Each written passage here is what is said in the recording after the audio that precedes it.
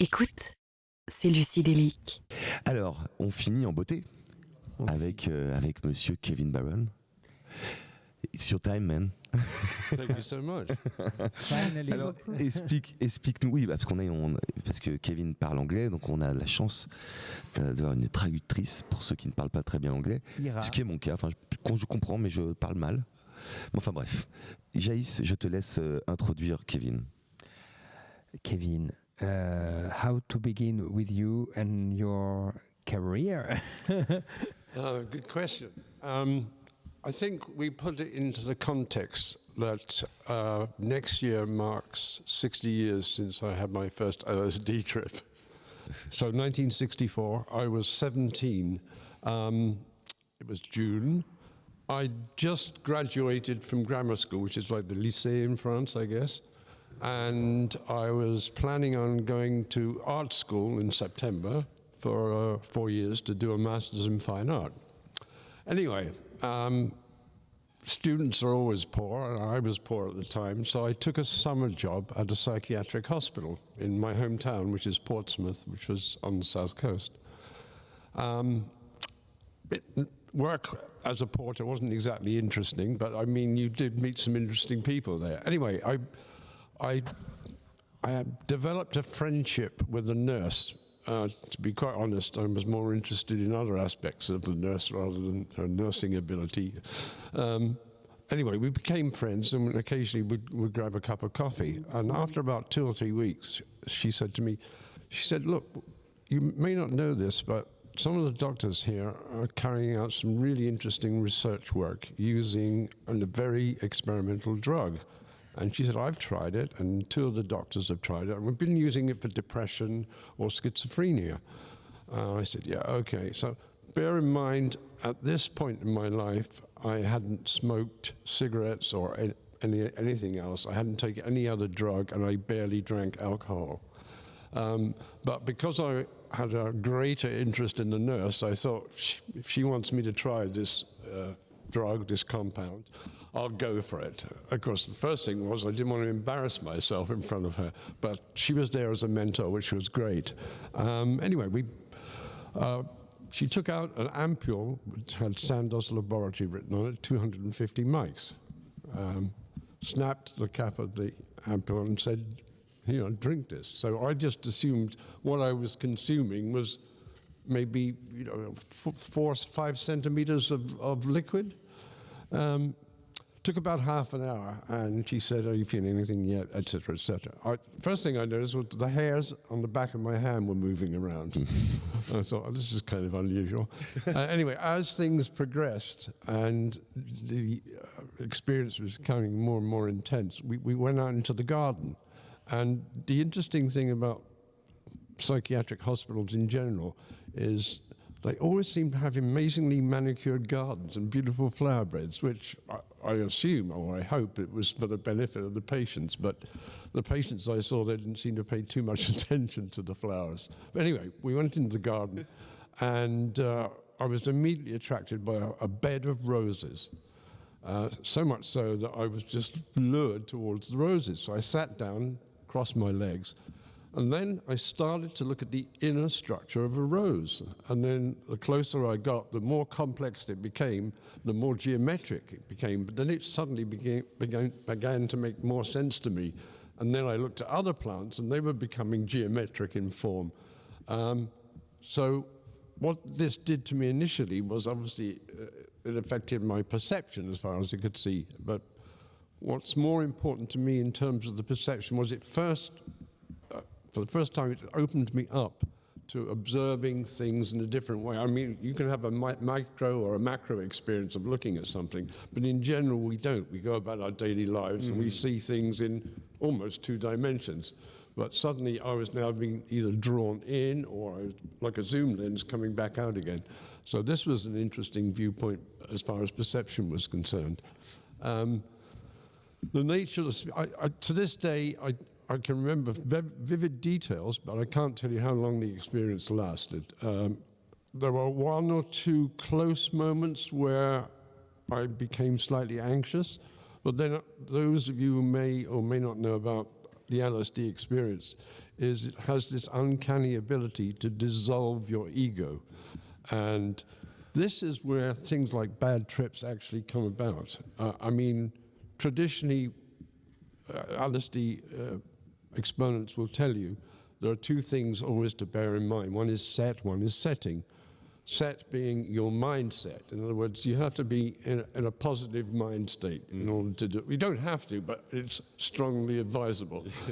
And also to pick a geographical scenario or a location that you're comfortable in. Because I've mentored people. All right, so I'm going to start translating what you said from the beginning, and then we're going to start again. You should have me stop earlier. Donc voilà, j'expliquais à Kevin qu'on allait reprendre la traduction au début et qu'on allait reprendre après là où il en était resté. Donc du coup, il a commencé en disant, voilà, je vais tout vous mettre dans le contexte. Donc tout commence en 1964, j'ai 17 ans, c'est en juin. Je sortais juste du lycée et je prévoyais d'aller en école d'art. J'étais pauvre, comme tout étudiant, et donc j'ai pris un travail dans un hôpital psychiatrique.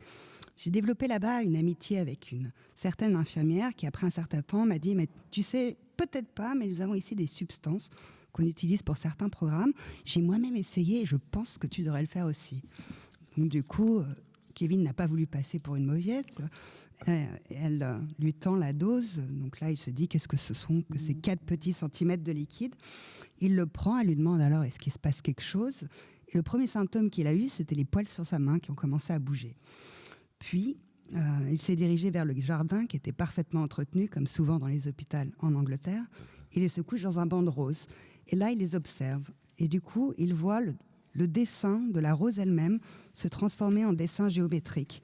Et ça a changé sa perception des choses. Tout d'un coup, il est passé du macro au micro.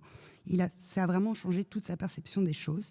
Car les gens ne le savent peut-être pas, mais aussi, les psychédéliques changent la perception de l'ego et de son propre ego. So, yeah, I wouldn't say that the first experience changed my life, but it changed me as a budding artist. It certainly changed my viewpoint in terms of overall perception. So that by the time I started art school 3-4 months later, my artwork was already taking on a different form before I'd even started. Mm-hmm. But one really interesting thing about the art school was I started in September, and there were about a dozen of us in the same group. I specialized in painting and printmaking at the time. And we also had academic material that was an essential part of our studies. And one of the books was Huxley's The Doors of Perception. Now, I thought, wait a minute. Now, I started to read, I said, this is all about psychedelic experience as well. Now, I've just had one 3 months ago, and here I am at art school for the first time in 1964, and they're giving me a book. Anyway, it transpired that half the lecturers had already taken psychedelics in one form or another. And one gentleman in particular who taught psychology of art had been to Central America and was heavily into mescaline and peyote and things like this. So about 2 years into the art school, I'm frantically working away, painting, doing printmaking. This particular lecturer, the psychology lecturer, suggested to the group that perhaps we should go away for a weekend and have some kind of psychedelic encounter, supervised, etc., and make it an integral part of the course. Now, bear in mind, this is 1966, so the drug technically still wasn't illegal in England. Shortly, it was about to become, but at that point it wasn't. So off we went for the weekend, and we all took acid. It was about 8 or 9 people took acid. And what was interesting was 2 of the painters, when they came back, their work was completely transformed. One in particular came from northern England, from a very kind of grey, miserable part of the country. And his paintings were always dour and uninteresting and basically monochromatic. As soon as he got back, he's producing massive canvases with huge coloured blades of grass. So obviously he'd had some effect on him, the LSD, as far as his work. Mine, not so much, but I'm still focused on incorporating macro and micro elements into my work, which I still do to this day, in fact. Anyway, so 2 LSD experiences in 2 years, not too bad, I suppose. Mm-hmm. Anyway, my third was literally 2 years later. At the end of the 4 years of degree study, I qualified, and we were sitting around having a drink in a pub, congratulating ourselves. And I asked one of the friends of mine, I said, Bill, what are you doing in the summer? He said, well, I haven't got anything planned. He said, but my 2 brothers are running a small music festival on the Isle of Wight. I said, oh, okay, that sounds interesting. Now, I had musical connections because during the 4 years at art school, I became the social secretary, which is a role where you organize functions for the student union. So it'll be dances or raves or whatever. So I had connections with a lot of music agencies and was able to get some interesting bands to come back down and play at some of the functions. So anyway, I said to Bill, okay, what's the idea of this little music? Oh, we're trying to raise money for the Isle of Wight Swimming Association. Oh, okay, fine. So I said, so you have some bands booked, just out of curiosity? Yes, he said, we've got a band coming from America called the Jefferson Airplane. And I went, what? Because, I mean, at the time, the Jefferson Airplane were, as you've outlined, one of the 2 or 3 major bands from the West Coast that centered around San Francisco primarily, although the Doors were more Southern California. You have Big Brother, the Quicksilver Messenger Service, and the Airplane, of course, and then what became the Grateful Dead are all traditionally Northern California bands. Kevin, I have to stop you for the translation. Yeah, sorry, no problem. No, you just have to wave at me. Yeah. Otherwise, I won't stop. Don't stop. Don't stop. Attends, vas-y. I didn't even introduce you. You went straight into. Je ne t'ai même pas présenté que déjà tu t'es lancé dans ton récit. Dans ton récit et présenter ton travail aussi. Donc on va le faire après. Mais yeah, I'm just going to mention after the Grateful Dead, the Jefferson Airplane. Je vais juste en parler après Jefferson. Yeah. Alors, mais donc pour reprendre la traduction, donc du coup, ça n'a pas changé ma vie, le LSD, mais ma perception des choses. Et à propos de l'école d'art, j'ai commencé en septembre et j'étais spécialisée en peinture. Et l'un des sujets qu'on avait traité à un moment, c'était justement la porte des perceptions de Huxley. Et me voilà donc, après avoir essayé les psychédéliques, je retrouve le sujet à l'école. Puis après, plus tard, une lecture en psychologie suggérait de vivre et d'intégrer cela dans notre travail. Et à l'époque, le LSD n'était pas illégal en Angleterre. Donc on en prend tous ensemble. Et par exemple, un de mes camarades qui venait du nord de Londres et qui faisait surtout des monochromes revient de cette expérience et ses œuvres explosent de couleurs, de lumière et tout ça. Donc 2 expériences en 2 ans, c'est plutôt pas mal. Et la 3e, j'étais dans un pub et il y a un type qui est là et qui me demande « Tu fais quoi cet été ?» Et je lui dis « Pourquoi ? Qu'est-ce que tu as à me proposer ?» Et là, il me parle d'un festival de musique. Je dis « Ok, c'est quoi l'idée de ce festival de musique ?» Et le type lui répond « Lever des dons pour l'association de nageurs de l'île de Wight. » Je dis « Ok, super, ça a l'air très cool. Et donc du coup, vous avez un groupe qui va venir ?» Et là, le type lui répond « Ouais, Jefferson's Airplane. » Jefferson Airplane, ouais. Okay, so here we are. We're at the Isle of Wight, and the Jefferson Airplane arrive. Anyway, I get introduced to the band members, and they've got a whole entourage. They brought their light show with them, and the wives and the children, etc. It's a real family event. Anyway, I had a conversation with Paul Kantner, one of the musicians, and we were talking about this and that, and he said, "Have you ever tried LSD?" I said, "Well, actually, I have." And he seemed actually really surprised. He thought, "Oh, what, there's this guy in England on this little island off the south coast, he's taken LSD." Anyway, to tell a long story short, he offered me some orange sunshine, which had been some of the prime LSD produced in the Summer of Love, 67, in that era. Mm-hmm. So I said, okay. I said, when should I? He said, well, do it whenever you want to do it, obviously, which is an important point I will make shortly. So I put it away. Anyway, so the next thing I know, the band played, and then I was invited to go on the tour with them. They did like 4 or 5 other gigs in England and Scotland. And they said, "Hey, why don't you come along? We're not doing anything," as I wasn't. So off I went. Anyway, it culminated a week later at a really interesting venue called the Roundhouse in North London. The Roundhouse was an old railway shed, one of those where the old steam engines would go in on a turntable and they'd be moved around, or they'd put away for the night. So this was literally a round building, but it had been converted into a theatrical stage area, etc., etc. So this particular weekend was the culminate. All right, there was an event that occurred for about 2 years called, what was it called, Brave New World? Anyway, it was, they used the Roundhouse to promote psychedelic music. And this particular weekend, because it was the end of the Jefferson Airplane tour, they hired the Jefferson Airplane to play Friday and Saturday night, but also they had the Doors playing.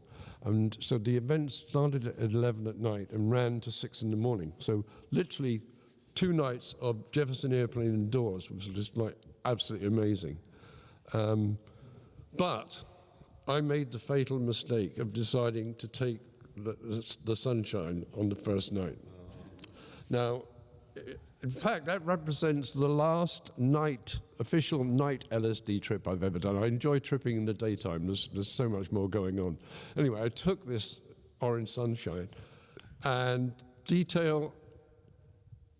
I can't give you any detail at all what happened that night. The only thing I can tell you is I had to go back next night to see how the bands really played.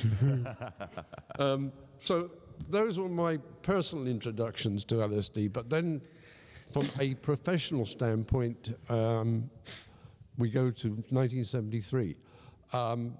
During that period from late 68 to 73, rather than pursue my art career, I went into the music business. So you want to have a break now? Translation, please.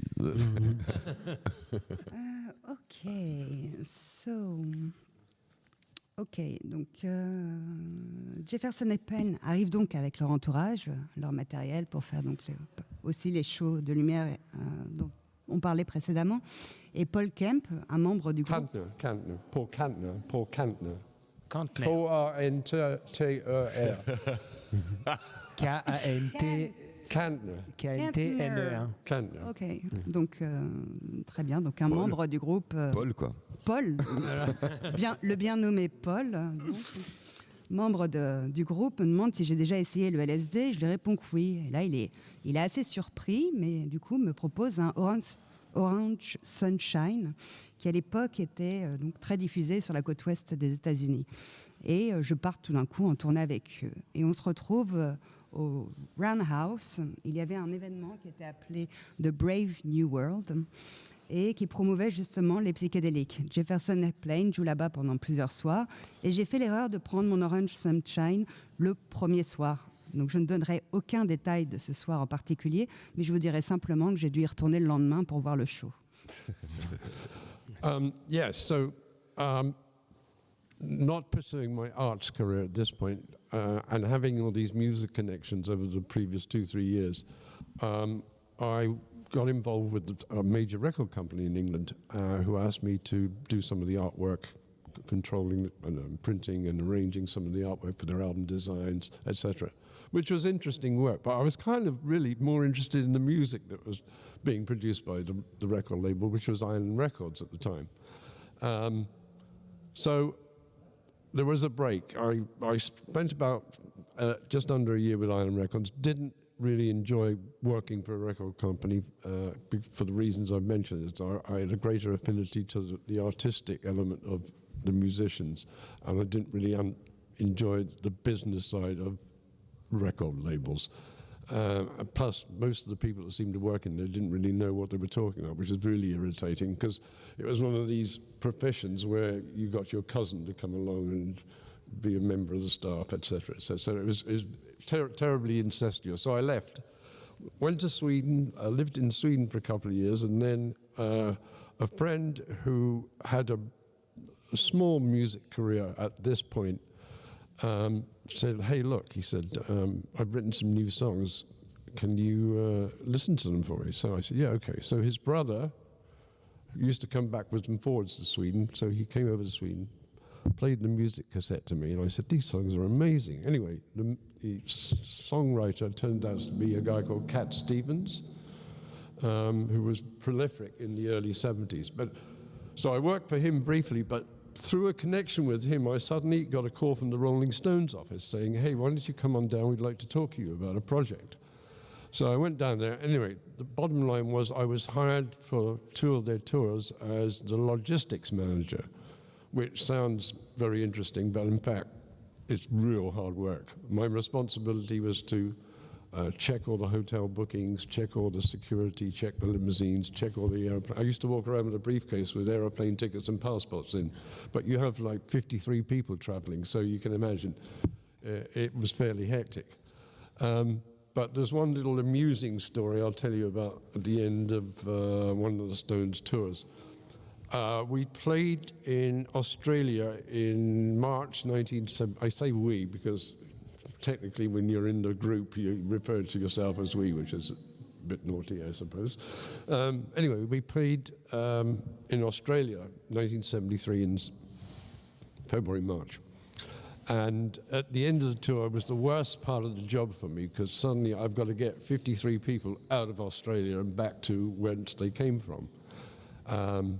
And with the musicians, it's never easy because they'll say, oh yeah, okay, let's go to Los Angeles, New York, and then back to London. So now imagine this is a time when we didn't have mobile phones and we had these rectangular paper tickets to get on an airplane. Excluding the boarding pass. So as soon as somebody gave me the program, I'd look at the ticket and go, okay, I've got to go and change this ticket. So I'd have to drive down to the ticket office, have the ticket rewritten, bring it back. And of course, by the time I got back, they changed their minds. So I'd spend like 2 days going absolutely crazy, changing tickets. Anyway, finally, I managed to get everybody out except one remaining musician, one member of the band, who has a degree of notoriety because he's been known to enjoy himself with various entertainments. Anyway, so I'm in a limousine and I've got this musician sitting in the back seat and we're driving out to Sydney Airport. And of course he's sitting there and let's say he's slightly comatose, but he's not in his normal state of mind, let's say. And I'm sitting there trying to be very proper, going, yeah, well, we have your plane tickets here, the passport, and I'm running through all the details, and I know he's not really listening to me. So anyway, we get to the airport, we get out of the limousine, and I say, well, if I mention the name Keith, you know who I'm talking about. So I say to Keith, okay. I said, Keith, just stand here, okay? Just stand there, don't move. I'm going to go check you in, get your boarding pass, get all the bits and pieces, paper sorted out. I'll be right back. Okay. So there'll be... Pause for translation. Yeah, sorry. Because the story is going to be more and more interesting. So, tu t'en sors? Alors on y va, on t'écoute.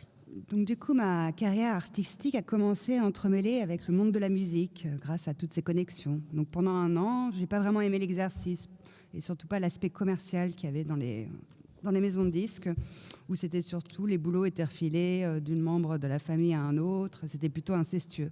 Donc du coup, je pars en Suède et un type me fait écouter un groupe. Il joue la cassette et l'artiste s'avère être Cat Stevens. Et donc, du coup, je deviens tout d'un coup logistic manager de la logistique sur la tournée. Ça a l'air super cool, mais en fin de compte, c'est assez dur. Donc, du coup, j'organisais des passeports, j'achète les tickets, je me démerde pour que tout le monde ait ce dont il a besoin. Et sur une des tournées des Stones, nous jouions en Australie en 1963 et je devais tous les faire sortir du pays. Donc, c'était quand même pas mal de gens. Mais bon, forcément, avec les musiciens, c'est jamais facile. Ils veulent tous aller dans une ville en passant par une autre. Bon, bref, j'arrange les tickets. Là, à ce moment-là, bien entendu, ils changent d'avis. Bon, je réussis à tous les faire sortir, sauf un qui est plutôt connu pour son amour de, on va dire, s'amuser, entre guillemets. Donc dans l'aéroport, il est vaguement comateux, je sais qu'il ne m'écoute pas, je lui dis, écoute, Keith. Bon, là, forcément, vous savez de qui je vous parle. Okay, so he's standing there quite calmly, but not exactly moving. In fact, he's most statuesque. It was almost as if he was dead. Anyway, so I go, I get all the paperwork done. I come back and I say, okay, Keith, here's your plane ticket. Here's your boarding pass. Here's your passport. And then I said, now all you have to do is turn around and then 50 meters away, that's the immigration, okay? Through there, straight to gate number, whatever the gate number was. So, okay, man, okay, see you, man, murmured, grunted. turned, started to walk. Well, not really walk, more shuffle. So one foot was slowly going in front of the other. And I'm standing there going, oh no, I'm crossing my fingers. Oh no, no, please, please. He gets halfway, stops. Stands still, stops. And I'm going, oh no, what's happened? It was like 20 seconds, 30 seconds. Then he turns round and walks slowly back to me. Comes back to me, he said, okay, man. He starts to empty his pockets. He takes out various narcotics, various drugs, and dumps them in my hand right in the middle of Sydney Airport. And he said, oh, yeah, the coke's good, and the weed's not bad, but he said, and some acid there. I said, oh, no. To this day, on the airport. To this day, I don't understand how somebody who didn't really know not just what city was in, what country was in, would remember to get rid of the drugs at the airport before he got on the plane. Anyway. So he give you all the drugs? Gave me all the drugs. But then, obviously, I was relieved that he disposed of them, but suddenly I'm in a panic mode because now I've got all the drugs. So I ran to the restroom, bathroom, the toilet, and I flushed everything down the toilet except I kept the acid. You're lovers. I'm briefly going to mention how I first became involved in producing blotter art. Before we need a little translation. Il est debout là, il bouge à peine comme s'il était mort. Donc j'ai dit voilà, quitte, voilà ton passeport, ton ticket, t'avances 50 mètres et puis c'est la porte d'embarcation. Il grogne, il me fait un genre de ok, je croise les doigts, l'observe, il avance péniblement. Il s'arrête à mi-chemin, 30 secondes, puis 40 secondes. Et là il se retourne et il revient vers moi. Et une fois à mon niveau, il ouvre sa ceinture et sort de tout un tas de matos. De son pantalon donc, et me dit tiens prends cette coke, elle est vachement bonne, et puis ça, et je me demande mais comment est-ce que quelqu'un qui ne sait même plus dans quelle ville il se trouve ou quoi que ce soit pense à se débarrasser de tout ça. Et là tout d'un coup à ce moment-là je me dis mais merde, maintenant c'est moi qui me retrouve dans la merde. Donc du coup je me dirige vers les toilettes et je me débarrasse de absolument tout sauf bien sûr de l'acide. Merci.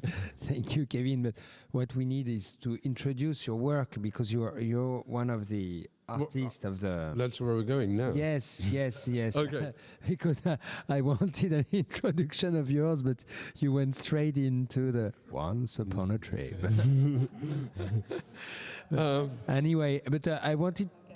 Enfin, on l'aura compris, j'ai l'impression qu'il a une vie assez exceptionnelle. Hein. First of all, a bit of advice, because it's interesting to hear Kiki mention bad trip or other references to a bad trip. Well, maybe I've just been lucky. I've never had a bad trip in 60 years. Moi, je n'ai jamais eu bad trip en 60 ans. But the only time I took an organized LSD trip was my first trip, which I explained to you. Since then, I always carry some. And you say, well, what do you mean? Isn't that dangerous? Well, I always carry a very small amount. I make sure I've got a trip or two available at any time of the day or night. And the reason being is because I've had good trips, I've always picked the right time to take the trip. In other words, I may get up one morning and it's a beautiful day and I don't have anything to do and I think, go. Now's the time. So that's what I do. So the idea for me to say, okay, Saturday night, 8 o'clock, I'm going to drop some acid. No. And the reason being is fairly obvious. We've referred to set and setting, but I mean, you may not be as positive or as happy come Saturday night at 8 o'clock than you were 3 days ago. And that's when people get problems. The people that suffer from any form of psychosis or depression, etc., they take acid and it's not a good idea because it merely amplifies their mental state. Or at least that's my belief to a certain extent. So that's how I've avoided bad trips, is always make sure you have it on you and then you know exactly when you can take it. Anyway, okay. Okay, and we're going to translate what you said. Alors, du coup, tout à l'heure, Kiki parlait de bad trip en prenant l'acide. Et moi, je voulais dire que j'ai jamais eu un seul bad trip, donc en 60 ans. Et pourquoi ? Parce que, à part la première fois dont je vous parlais tout à l'heure, où ma prise avait été organisée par d'autres, depuis, en fait, j'en ai toujours sur moi. Et ce qu'il faut, en fait, c'est de décider soi-même de quand est la situation idéale et positive pour le prendre. Par exemple, un matin, quand le soleil se lève et qu'on se dit, tiens, maintenant, ce serait cool. Et donc voilà, donc, en gros, on arrange la situation et c'est comme ça donc, qu'on évite les bad trips en ayant toujours sur soi. Oui, enfin, sans faire l'apologie, évidemment. For anybody who's curious to know, yes, I do have some on me now. Pour toute personne qui est curieuse, oui, bien entendu, j'en ai sur moi en ce moment. Sans en faire l'apologie, évidemment. Yeah. Sans en faire l'apologie, bien évidemment. My quote is never leave home without it. Mon mantra est ne pars jamais de la maison sans. Anyway, following on from the Stones trip, part of the trip we were supposed to go to Japan, but for political reasons and because Keith had a drug issue, the Japanese part of the tour was cancelled. But I was then invited to Japan to talk about a project involving the Rolling Stones. And the idea was we were going to try and convince the government that we could stage a free performance by the Stones at Hiroshima to mark the anniversary. So we thought that would be one way we could get into the country to play, because they had a huge fan base there, but of course they would be terribly disappointed at this point because the band weren't allowed in. Anyway, one of the individuals involved in arranging with the TV companies, because the idea then would be we'd shoot a movie or make a TV program from it as well, took me out for dinner one night, and he started to talk about drugs. What did I know about drugs and this and that? And so I said, well, blah, blah, blah. I said, I've got some LSD. Have you heard of LSD? So here's this Japanese guy that probably hasn't even smoked a joint before, saying, well, this sounds very interesting, yeah. So he said, can I come back tomorrow and talk to you more about it? So I said, well, yeah, okay, fine. So that night he went home and he read everything he could possibly read about LSD. He came back next day and he said, I'm ready. So he took a trip. And then his friend also took a trip. I tripped as well, but they wandered off and everybody did their own thing. But we met up afterwards and he went to this elaborate story how he had been a samurai and a warrior in the 17th century. It's an interesting story, but the point being... We don't have time for that. His friend said, wow, he said, I think we can really market LSD in Japan. And I said, okay, now I said, look, hold on a second. I'm not involved in any way. I said, I'm a consumer like yourself. So he said, but we could get $100 a hit for LSD here. I said, oh, fine, great. Do I have any connections? Now, because I was obligated for the issues that were going on with the Stones thing, I suddenly thought, well, maybe I should do him a favor and put him in touch with somebody. So I said, look, what I'll do is I'm going to fly back via San Francisco. I'll go see some friends, and I'll have somebody get in touch with you. Anyway. Pause for translation, please. Yeah. Ok, donc du coup... donc suite au trip... avec les Stones dont je parlais tout à l'heure, on était censé partir au Japon. Mais la tournée est annulée à cause des problèmes juridiques de Keith. Mais moi, j'y vais pour essayer de les convaincre d'organiser 3 concerts pour l'anniversaire de Hiroshima. Pardon. Et on voulait aussi filmer la chose, et en faire un film. Et donc, je suis là le soir avec le producteur japonais, et on discute, et je lui demande, est-ce que tu connais le LSD ? Et là, le japonais me répond, écoute, on en reparle demain. Il rentre chez lui, il lit absolument tout sur la question. Le lendemain, il revient, il me dit, ça y est, je suis prêt. Et donc, du coup, on tripe ensemble. Moi aussi, bien entendu, je tripe avec eux. Et là, tout d'un coup, il part dans une histoire, comme quoi il était un grand samouraï, et machin, nanana. Tout ça était super intéressant. Mais ce qui était super aussi intéressant. Et quand son ami nous dit, on pourrait aussi faire un business de LSD ici au Japon. Et là, je fais ouloulouloulou, moi je suis qu'un consommateur, donc voilà. Mais après, je me dis peut-être que pour que le concert se passe et que l'affaire soit signée, peut-être que je pourrais éventuellement les mettre en contact avec des gens que je connais.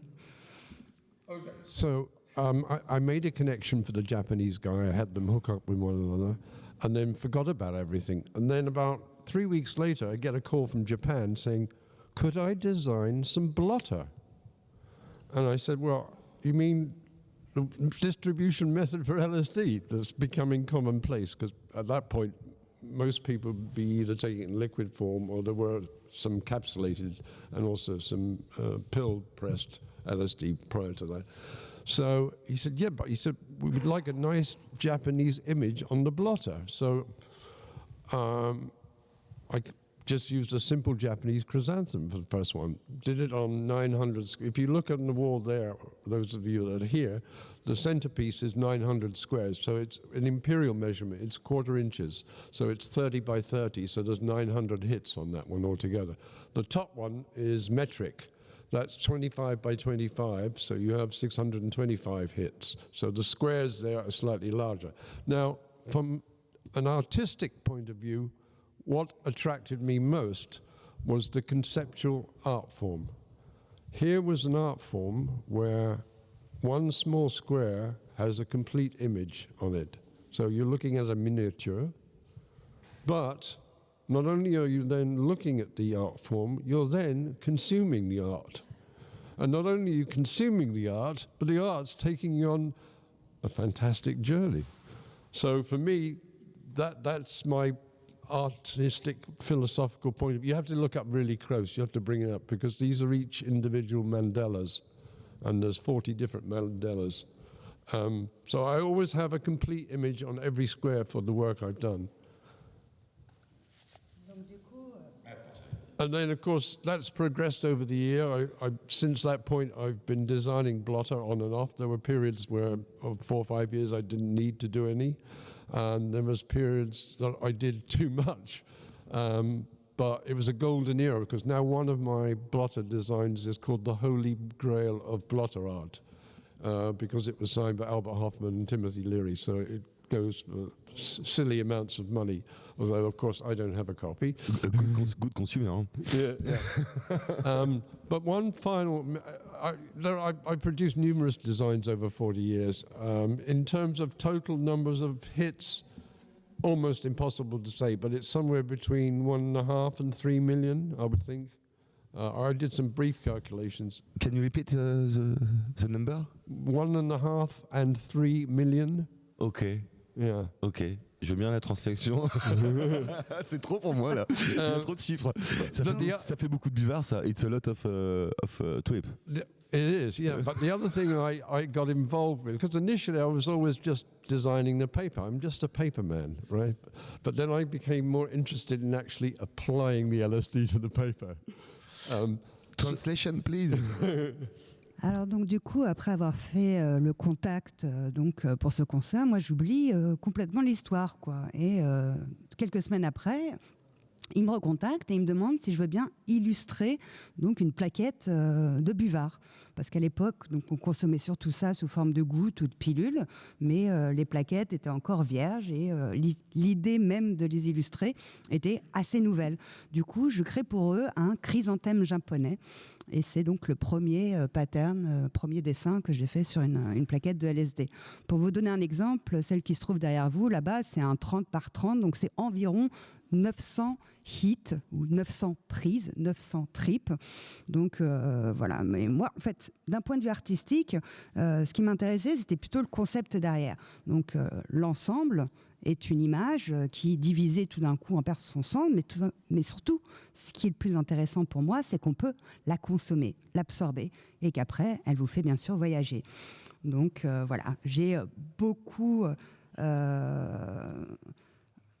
j'ai beaucoup illustré des planches, j'en fais beaucoup moins aujourd'hui, mais il y a eu un grand âge d'or dans ma carrière. Et d'ailleurs, ma plus célèbre plaquette a été signée par Timothy Leary et aujourd'hui coûte très, très, très, très cher. Et malheureusement, je ne l'ai pas. Mais on va pouvoir dire qu'environ, dans toute ma carrière, j'ai dû illustrer entre 1,5 et 3 millions de plaquettes environ. Ça fait, it's a lot of, À peu près. Approximately. it's a lot of trip. Well, yes, yeah, but think how many people perhaps you've given pleasure to. Oui, ça fait beaucoup, mais imagine le nombre de personnes à qui ça a fait du bien. In closing, I'll give you an example. In 1992, I produced this specific design that I showed Kiki earlier on. It's a series of heraldic shields. And there are 10 of them, and they're all French noblemen from the Middle Ages, and each of them was an alchemist. So you can understand the analogy of the alchemy or alchemy of changing base metal to gold, or in this instance, transforming your mind from one state to another. So that was the idea behind the blotter. Anyway, this particular blotter, a client ordered 800,000 over a period of about 4 months. So much so that I had to keep changing the color of the paper and the color of the image, because he said, well, let's have a different color this week. But I mean, it's quite a task to sit down and have to dip 50,000 hits of LSD. It's actually quite pleasant, but it's a lot of hard work. Anyway, what transpired last year, I've been writing a book which is due for publication in April 2024 called Blotto. It's subtitled Adventures and Misadventures in Psychedelia. But as an adage to the book, this time last year, I got a message indirectly from a Canadian. And he said, I've just found out you're the guy that did the shield blotter back in 1991. I said, well, yeah. Blah, blah, blah. He said, I'd just like you to know that you changed so many people's lives, he said, because he said, I literally took 100,000 hits of them over 2 years and distributed them to the parties, the Goa trance parties that took place that I was DJing at. So I thought, wow, this is amazing. Anyway, end of story coming right now. I go to the Boom Festival. You heard of the Boom Festival? It's a psytrance festival. Yeah, it's you know what psytrance music is?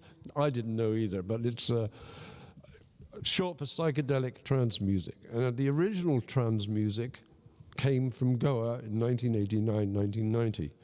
And then it's amalgamated, or it's drifted into various styles of trance, I suppose. But anyway, this Boom Festival in Portugal lasts a week, and it's a psytrance festival.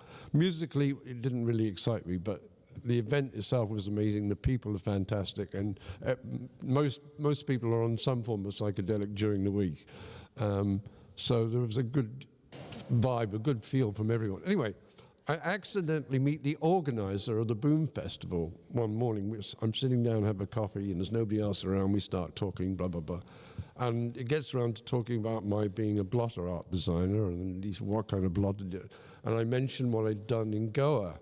And he looked at me, he said, wow. He said, so if it wasn't your acid in Goa, we wouldn't be here now.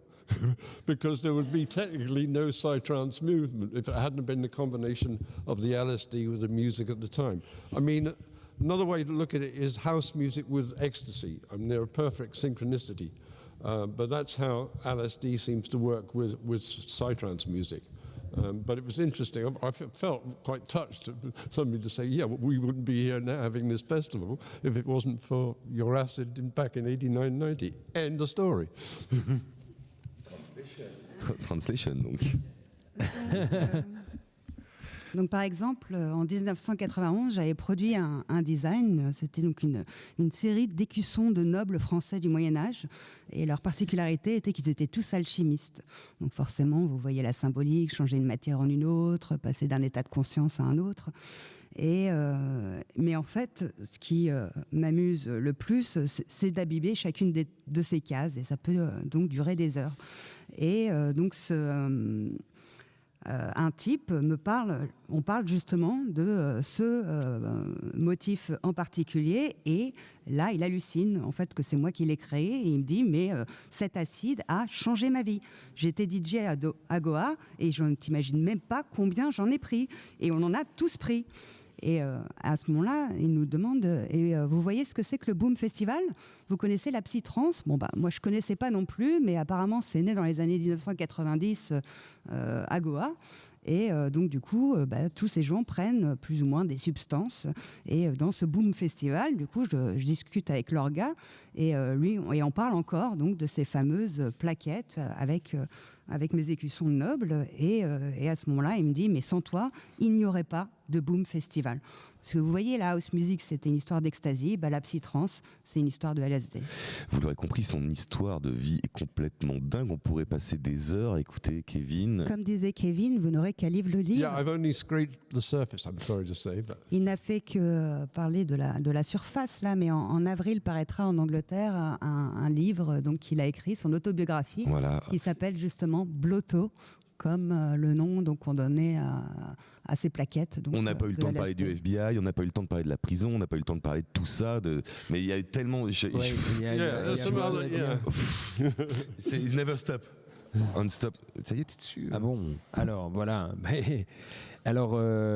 Mais par contre, il va falloir quand même qu'on trouve un tout petit moment pour parler, une petite séquence de fin sur les articles de Lucydelic, parce que il y a des articles qui vont entre guillemets périmer, vu que c'est les 50 ans de plusieurs choses où on a fait des très beaux articles, et je tenais un peu à les mentionner, à défaut de faire toute une chronique dessus.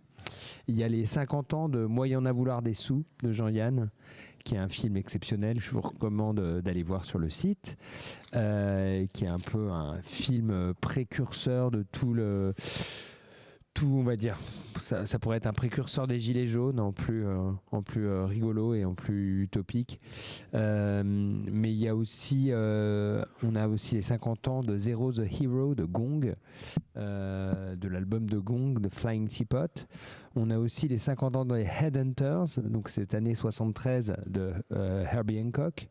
Alors ça c'est vraiment pas mal, important aussi. C'est probablement l'album de jazz fusion le plus connu au monde. Et puis enfin, on a un article très tripant justement qui va beaucoup te parler à toi aussi, Kiki. C'est l'an 01, le film avec GB. Qui a fait GB, et donc qui a été réédité là en Blu-ray, et donc on a tout un article, et à la fin vous aurez vous avez un film de ma part, ce que j'appelle un cinémix, enfin un ciné-clip, et enfin à la toute fin de l'article vous avez l'intégralité du film. Voilà, c'était pour les petites news. Ça allait un peu vite sur cette fin, mais il faut savoir que ça fait plus de 2h30 qu'on est ensemble maintenant, et qu'il va falloir rendre l'antenne, comme on dit dans le métier. Le temps passe à une vitesse pas possible, avec des invités aussi passionnants les uns que les autres. Kevin, j'aimerais tellement continuer à écouter son histoire. On pourra le réinviter, peut-être, Kevin. Maybe you can come back here for another interview.